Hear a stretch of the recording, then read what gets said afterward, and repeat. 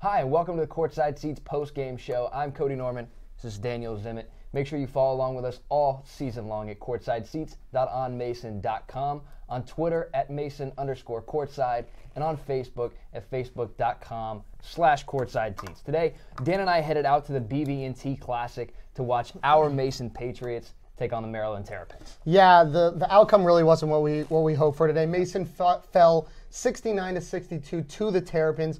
Really a sloppy game all around. Both teams ended up actually making 22 baskets, but Mason was 22 for 71 from the field to Maryland's 22 for 49. So how we got so many shots up, I don't know, but we could not make a single shot. We were 12 for 39 by the guards, which was the most surprising stat for me. And we only had points from Sherrod and Patrick Holloway. Yeah, no points from Brian tonight. And perhaps more surprising than that, 0 minutes altogether for Vertrell Vaughns. Both of those, or his minutes rather, were eaten up by Patrick Holloway, who played extremely well today, and Vaughn Gray, who had an exceptional game against Rhode Island the other night. Yeah, you're absolutely right. I think the biggest thing, though, or one of the biggest things that we saw, Johnny Williams, who actually has been leading the team in minutes, was 3 for 13 from the field. Not taken out, stayed in, took some shots that we really questioned, I think, a little bit sometimes, but I was surprised to see him stay in. Yeah, he was one of those guys, though, that he was throwing up a lot of hook shots from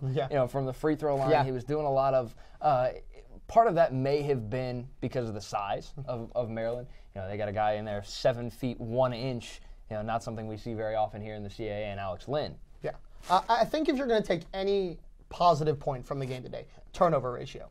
We forced 19 turnovers from Maryland. You said on the ride home, they tried to do everything they could to give us that game. If we could make a basket sometime throughout this game, we would have won this game easy. I think you would have called it a laugher or something like that, I think is how you phrased it. We only committed 9 turnovers as well. Great stat on our end. We actually tied the game and took the lead early in the second half, but shot selection just went down the drain.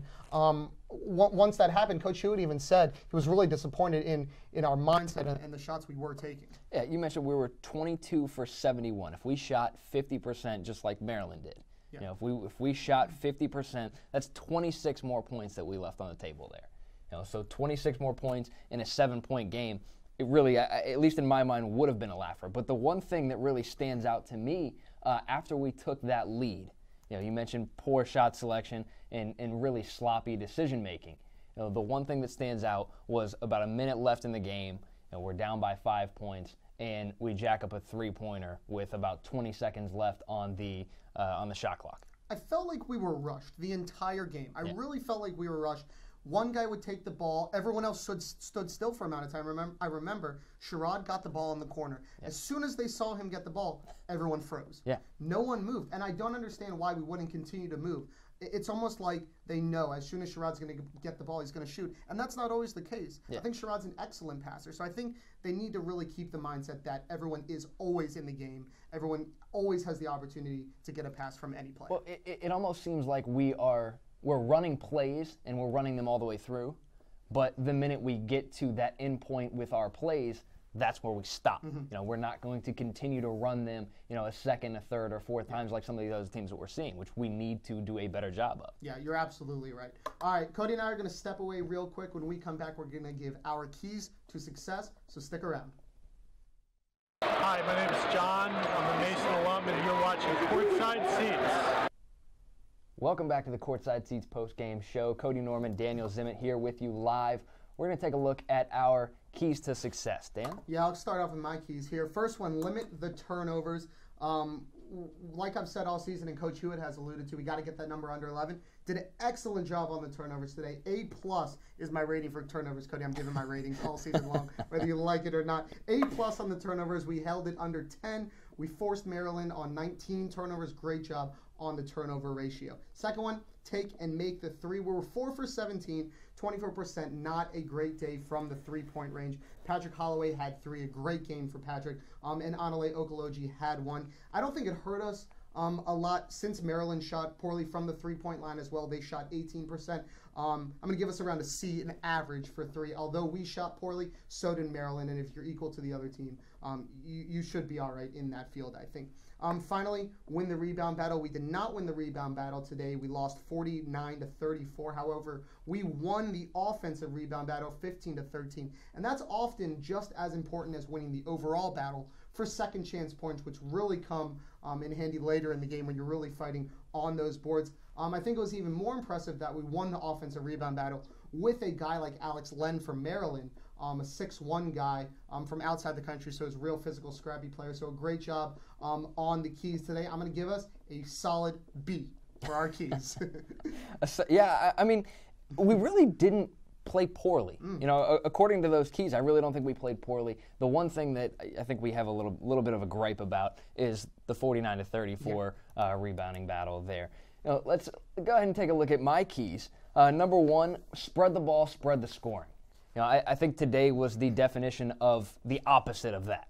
You know, today we had 2 guys really controlling the scoring for us, and Sherrod Wright and Patrick Holloway. Both of those guys with 17 points apiece. That's 34 of our 62 points between those 2 guys in particular. You know, as Dan mentioned earlier, you know, 12 of 32 or something like that for our guards.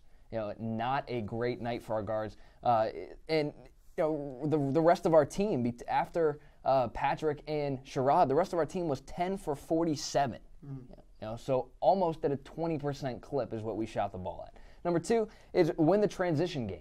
You know, we had 21 points off of turnovers and 8 fast break points today. We seem to be over-penetrating way too much. You know, at 19 turnovers, we should have been able to get the ball up and down the floor and score the basketball at a higher clip than we did. You know, we were over-penetrating. We had our guard, instead of going 3-on-2 or 3-on-1 or 2-on-1, you know, we had our guard going way too far into the middle of the paint and, you know, really making transition defense extremely easy for the Terrapins today. Number 3, we need to attack the basket and get to the line. You know, I've said all season long we need to get that number over 20 free throws per game. You know, that's about where the rest of our conference is at least at the top. You know, with Delaware and Drexel, both of those teams are shooting free throws at about 20, somewhere between 20 and 22 free throws per game. Tonight we were at 18. You know, we were 14 for 18 from the line, and Maryland was at 23 for 29 from the line. You know, so we gave up 9 points.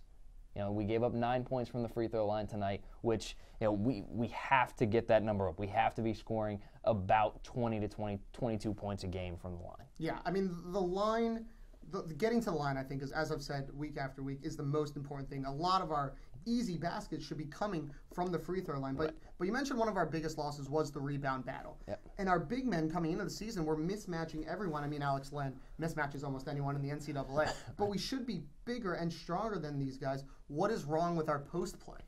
You know, it's interesting. You know, we coming into the season, as you mentioned, I think the big men were supposed to really be this team's saving grace. Yeah. You know, with some inexperienced guards, obviously a guy like Sherrod Wright was supposed to handle a majority of the load.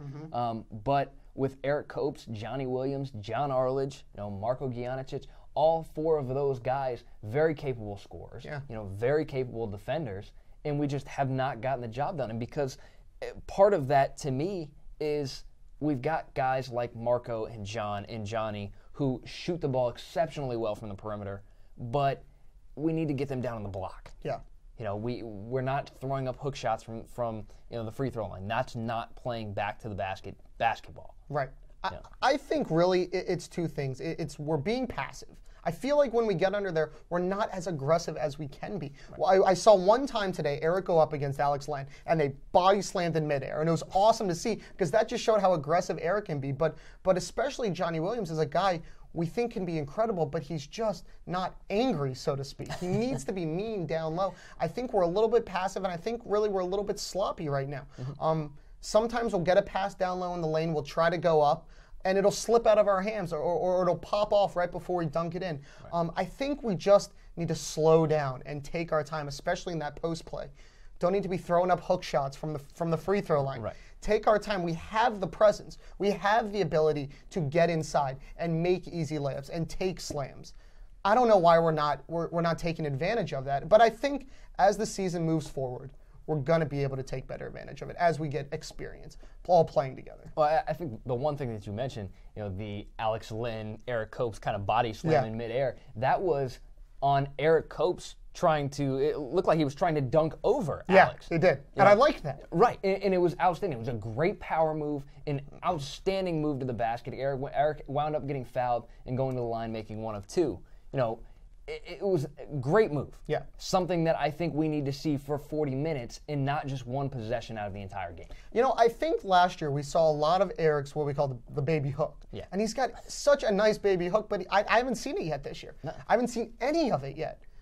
Maybe as we move forward, we're going to start to see more. I think we will have a better inside presence as the season moves forward. Yeah. Cody and I are going to step away again for one more commercial break, but when we come back, we're going to give you a look at our day at the BB&T Classic. You're not going to want to miss it.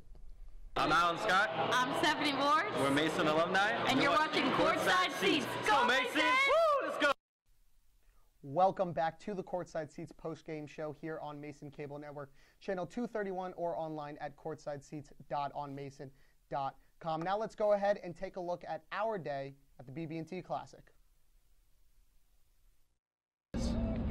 What? Do you like Les Mis or Rob? That was our kicker. His name was Kramer. I have to call Mark. You don't like it? No. I liked it though. I like it. I haven't had it. I want it though. It sounds like an awesome idea, and I love mint, but it just was. Too minty. Yeah. It's so much mint. So much mint. So much mint. I thought it was gonna be like mint chocolate chip. Yeah, in theory it sounds like it's gonna be delicious. Yeah, mint chocolate chip, awesome. Mint, subpar. It's going to be a left and then an immediate Look at that. It's going to be a left and an immediate right after that. You hear that, Cody? A left and then an immediate right. Are you sure it says a left and an immediate left? All the way home. No, dude, that's called a U-turn. But don't hit that guy. Don't hit him. What's he doing? I don't know, but just stay whatever you could. Oh my gosh. I'm going to go beside you. We'll go fast. So wrong. Why can't you just stay on the road? Because it's telling me to get off. It's wrong. Oh, why can't you just stay on the road? Proud of you. Thanks. 12:59. I didn't complain. Cody, I'm not really sure where you're going.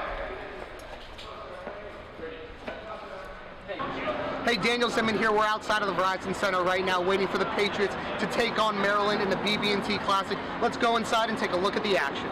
You know, they asked guess some player his favorite candy, or like name as many piece of candy. What is it, 130? What did she say? What's her section? 103? 103, I think?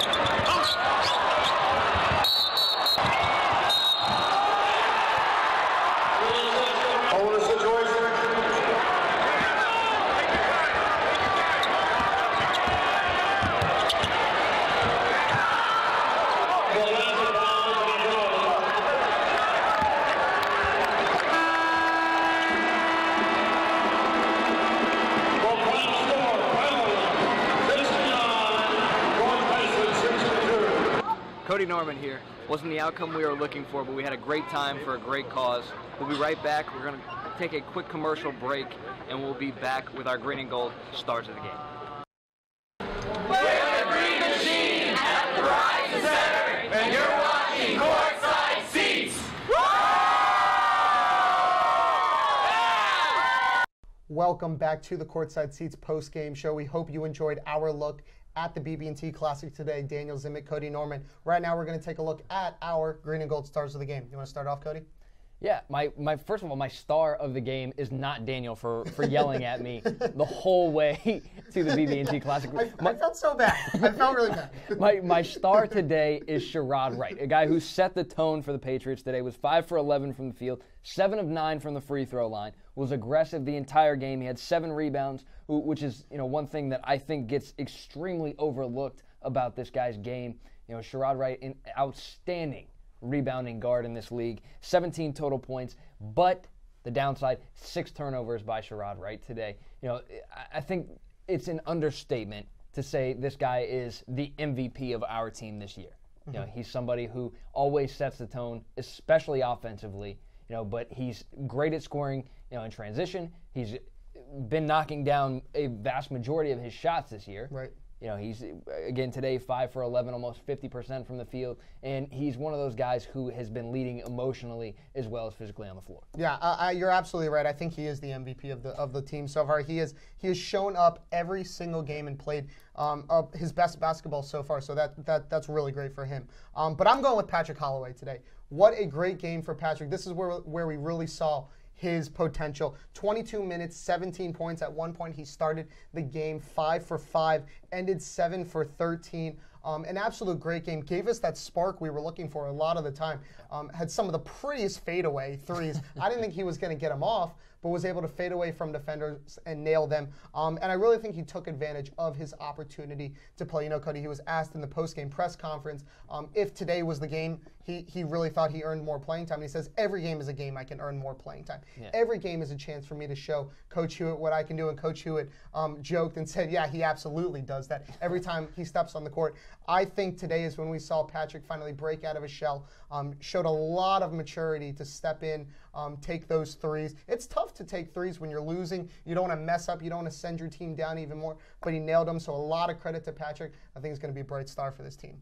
Yeah, Patrick not only from the three-point line, but this kid was attacking the basket. He was scoring from mid-range. He was getting all the way to the basket. I think one of our highlights from our clip today was Patrick getting into the lane and scoring. He was one of our guys I mentioned over penetration. Right. He doesn't do that.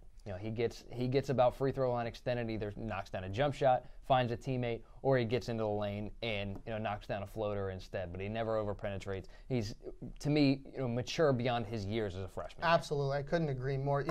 What we would like to do is say we have a bunch of green and gold stars to choose from, but really these were the 2 guys that really stood out today. And I'd like to see our guys really start to show our potential. When do you think we're going to see how great Coach Hewitt and Brian Allen keep saying that we really are? Honestly, everybody keeps making a huge deal of this out-of-conference schedule.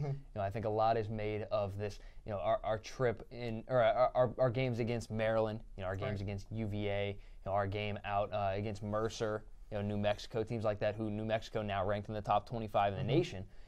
But realistically, our out-of-conference schedule isn't going to do a whole lot for us as far as getting into the NCAA tournament.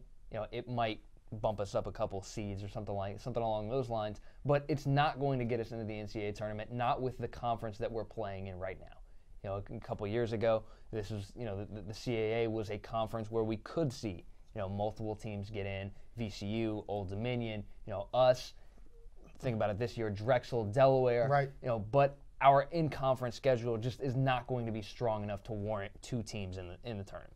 Yeah, I think, unfortunately, we're going to start to see our guys really show up when conference schedule that time comes around. I'd like to see it sooner, but I think that's when we really get up for games. We mentioned on our radio show, if you can't get up for the game today, when are you ever going to be able to get up? Right. We took 71 shots, so we apparently were up enough to shoot the ball that many times, but you got to nail those shots. And I think, unfortunately, that we're not going to be able to see our guys really show what we can do until that time. Not necessarily because it's only conference time, but because we have that experience playing with each other. We have a lot of guys on this team team that didn't play last year or weren't even here last year. I mean, you got Marco, Patrick, Johnny Williams was hurt. I mean, a lot of these guys haven't played with each other before. So I think if you give that some time and let it progress and be patient, I think we have to be patient too because we want to see these results right now. But we all have to be patient. I think once tournament or conference time comes around, we're going to start to be pleased. Yeah, as much as we'd like to win these games, and it was nice going up against UVA and beating UVA, it would have been outstanding to get a win against New Mexico and a win against Maryland, on our resume early this season. But to me, as long as we are improving, throughout the season, as long as we're keeping those turnover numbers down, as long as we're getting to the free throw line, taking a lot of shots, the shooting will come. This is a good shooting team.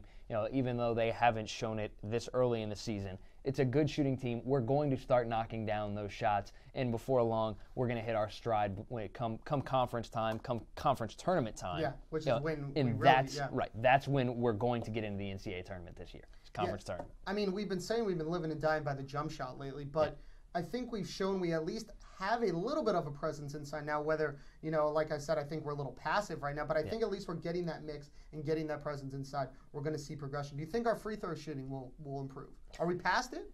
I mean, we shot pretty well from the line today. We didn't get there as many times as you want, but we shot pretty well. Yeah, I mean, looking up and down this roster, I don't think Eric Copes is going to be one of those guys that knocks down 70% of his shots. Which is okay. Right, which we're going to have to live with. But, aside from that, we mentioned Johnny Williams, John Arledge, Sherrod Wright, Patrick Holloway, Vertrell Vaughn, so the list goes on of guys on this team who are very good shooters. And I think that will show at the free throw line as the year progresses. 14 for 18 today, certainly not a bad showing at the free throw line. And with those guys that I just mentioned, mix in Brian Allen, Corey Edwards is not a bad free throw shooter himself, Vaughn Gray, all of those guys can shoot the basketball, and we'll be fine. Yeah, I think once the shooting progresses and we get better nailing those jump shots, I think it'll have a direct impact on how our free throw shooting goes as well. All right, that's all the time we have here today. Special thanks to Jake McLaren, our producer. Our next broadcast will be December 8th, which is a week from yesterday, next Saturday, and a home game against Northern Iowa. Remember our last game at Northern Iowa? I think it was our bracket buster, wasn't it? I think so. I think it was our bracket buster on ESPN, so that's sure to be a good game. You're not going to want to miss it. Cody Norman, I'm Daniel Zimmett. Thanks for watching, everyone.